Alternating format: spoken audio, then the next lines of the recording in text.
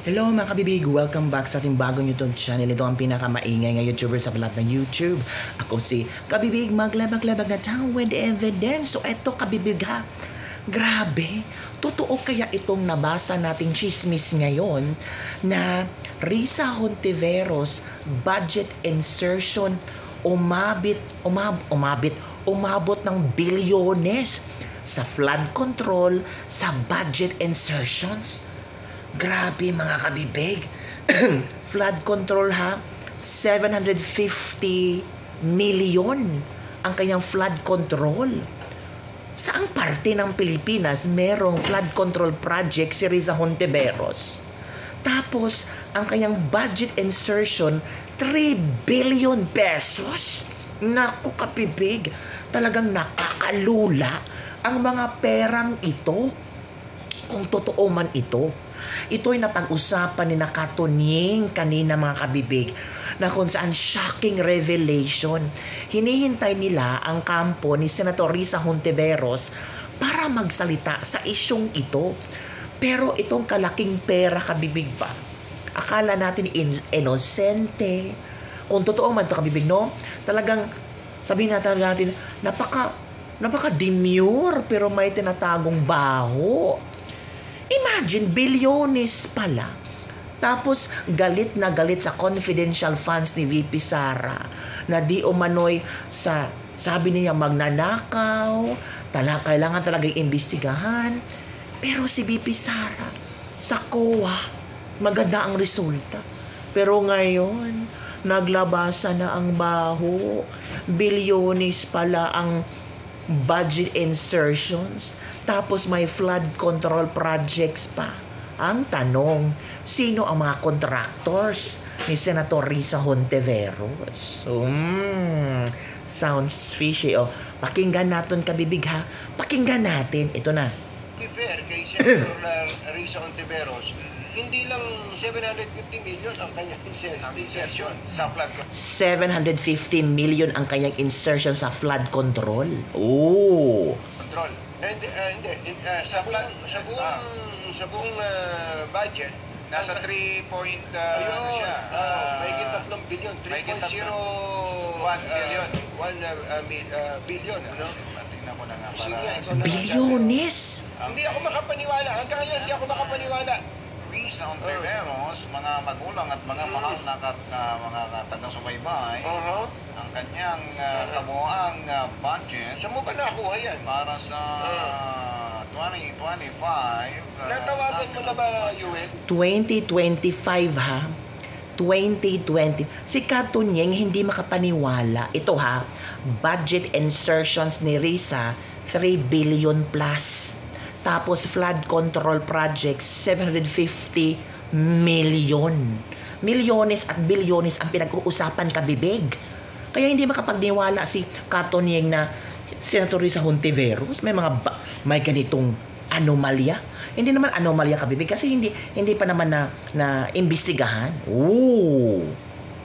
Natawagan mo na. Ito. 3 billion, 3.035 billion. 3.035 billion, 35 million and then 800,000 to be exact. Yun ang insertion. Yun ang insertion. O yung amendment. Oo, insertion or amendments. Tapos ang kanyang flood control insertion Ay nasa out of the 700 billion, nasa 750 million. Ayun. To be fair. Oh, 750 million ang kanyang flood control. Wow. Senator Risa, nasaan ba yung mga flood control mo? Nako, sabi ng netizen, imbestigahan niyang si Risa Hontiveros. Kaya pala tahimik ka sa flood control project. Meron ka palang flood control project din ng 750 million. Nasaan ba? Hahanapin ng mga netizen. Kaya pala naman tahimik. Ibinabaling sa mga Duterte ang ingay. Yung mga tahimik pala, sila yung may malakas na mga sikretong pasabog. Oh. Ito pa. Kaya pala love niya si BBM. Tumiba ng sobra from Alma Haud. Naku, Alma ha. Tumiba ng sobra. Grabe naman yung tumiba. Ito pa. Anak ka ng titing Risa, 3.3 billion insertions mo. Kaya pala nanggagalaiti ka kay VP Sara. Oo. Kaya pala tahimik si antivirus at kinain yung panindigan ng ayaw daw sumapi sa majority noon. Ito pa ha, sabi ni Ono Dos Tres, basta magnanakaw, di na magbabago yan. Alam mo kung bakit ubod ng sinungaling, yung babaeng to. Kaya yan nandiyan dyan, kasi yan kasi pinuntiryan ng mga magnanakaw ang umupo at magkapera.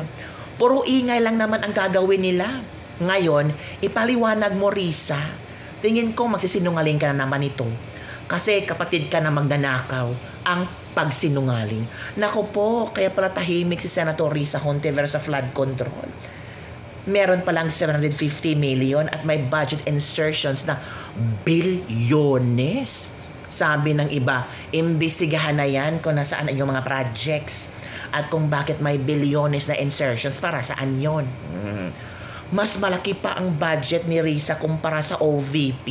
Oh, tingnan nyo kabibig. Tingnan nyo ang sinabi ng mga netizen ngayon. Mas marami pang proyekto at programa ang OVP na pinapakita at pinakikinabangan ng maraming tao. Ang tanong, merong bang nakinabang sa bilyones, 3 billion budget insertions ni Risa? At itong 750 million na flood control projects, meron ba yan? Kumpara sa OVP na every now and then, gusto nilang i-zero budget. Nako, kaya pala tahimik. Sabi ni Yao Ming Babiano Perez. Sobra ha, ang laki ng budget at insertions kumpara sa OVP. O, yan ang nakita nila. Ito ang komento ni Sas Rogando Sasot. Kung ako kay Risa H, gagayahin ko si Pulong. Mag-produce din siya ng libro ng documentation ng mga projects because of her 3 billion insertions. Tapos isampal niya kay Taberna. Di naman masama magpa-insert, Risa. Basta may tunay na kinalabasan. I'm with you on this, Risa babes. Si Sas ha, inahamon si Risa na maglabas ng ebidensya. Kapag nagpa-insert, dapat labasan. Kung hindi, magka-leche-leche yan. Nako, she's volunteering pa naman to be the next president. Huy, mas malaki pa yan sa 120 million confidential funds and mas questionable daw kasi yon kesa doon sa 3 billion na insertions ni Risa. Nako, confidential ba yan? Knew it. Running for senatorial candidacy will not go lower than 100 million to spend at that least. Talaga ba lahat sila may tag 100 million, 15 million disposal? Lelang yung panot. Nako, na-expose na si Risa. Baka yung iba kakanta na rin. Nako. Inubo na ako. Sa sobrang laking pera. Bilyones ka, bibig. Bilyones. Sabi ni Albert Manao Prado, tama ka dyan. Transparency ang pinaka-best na sagot sa lahat ng mga issue. Kung documented lahat ng projects at may malinaw na resulta, walang makakapag-question.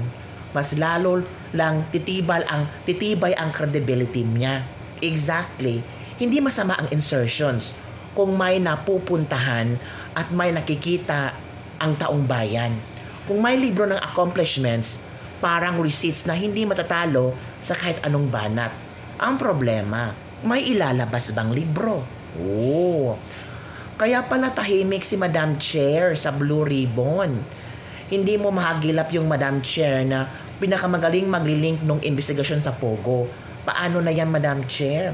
Last term mo na sa 2028. Himash-rehash ka muna. Nako. Parang nakakaubo yung bilyonis ni Risa ha. Again, pakinggan nga ulit natin, baka nagkamali ang ating pangdinig. Let's listen to this one.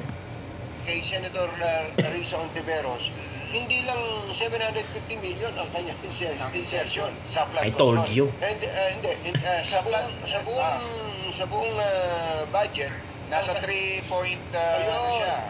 Mahigit 3 bilyon. 3.0. 3 billion. 1 billion. 3 billion kapipit. Tingnan ko na nga. 3.8. 3.8 billion. Hanggang ngayon, hindi ako makapaniwala. Risa Ontiveros, mga magulang at mga mahal na mga taga-subaybay, ang kanyang kabuoang budget Saan mo ba nakuha yan? para sa 2025. Natawagan mo na ba, Yuel? Natawagan mo na ba? Ito. 3 billion, 3.035 billion.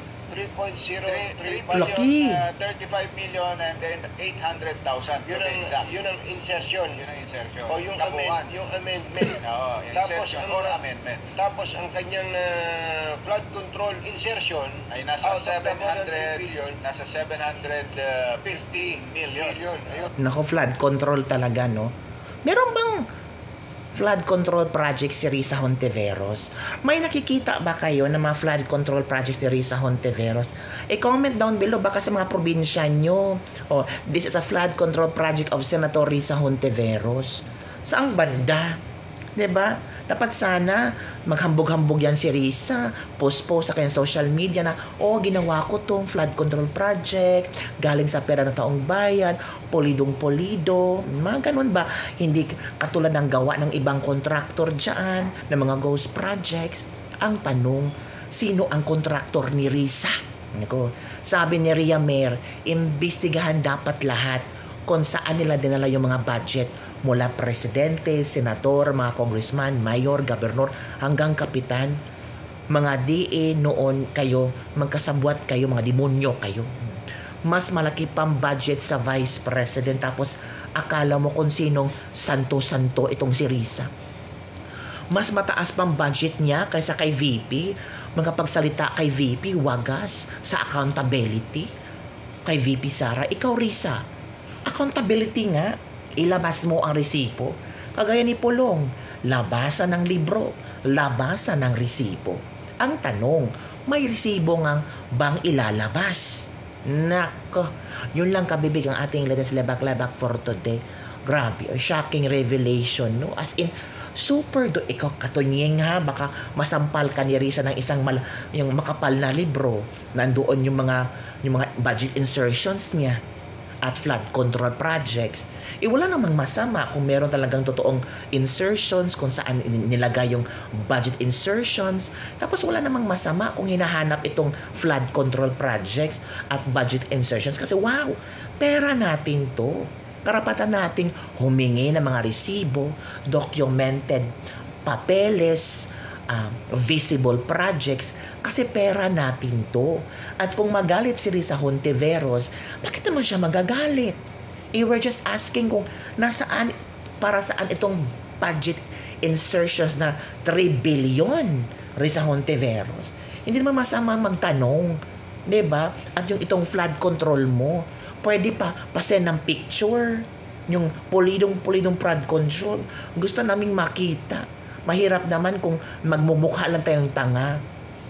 Ito ang kagrabe itong si alias Rene, 3.3 billion insertions, tapos 750 flood control. Saan makikita namin yung flood control mo? Di matingnan mo. Ang mga tao ngayon naghahanap na sa flood control ni Risa Hontiveros. Nakinabang pala si Risa kaya tahimik yung bruha. Uy, grabe naman kayo. Tama nga si Cynthia Villar dati sa'yo. Uy, wag kayong ganyan. Ito pa. Sabi na nga, pag magkakauntakan, syempre, dun ka sa camping, thank you, Madam Chair. Kayo talaga. Huwag kayong ganyan. Kaya pala tahimik si Risa. May tinatagong problema. Uy, hindi yung problema ha. Budget insertions, okay lang naman yun. Basta may ebidensya. Flood control, okay lang naman yun. Basta merong visible na project. Pero kung walang proyekto, ghost projects, ay delikado yan. Accountability. Ikaw pa naman mahilig sa accountability and transparency. Baka maback to you lahat ng mga gigil sa Risa Hontiveros, mga kabibig. So yun lang kabibig ang ating chika-chika ngayon. Maghintay tayo sa statement na Senator Risa Hontiveros baka magsalita at baka sabihin niyang fake news si Katunying or mali ang mga impormasyon ni Katunying, pwede naman i-correct niya. O Katunying, mali yung mga figures mo. Katunying, hindi yung totoo. Ito yung totoo. Sige, kung meron talaga or wala, maghintay tayo, kabibing. Don't forget to like, subscribe, and share this video. Bye everyone. See you next time.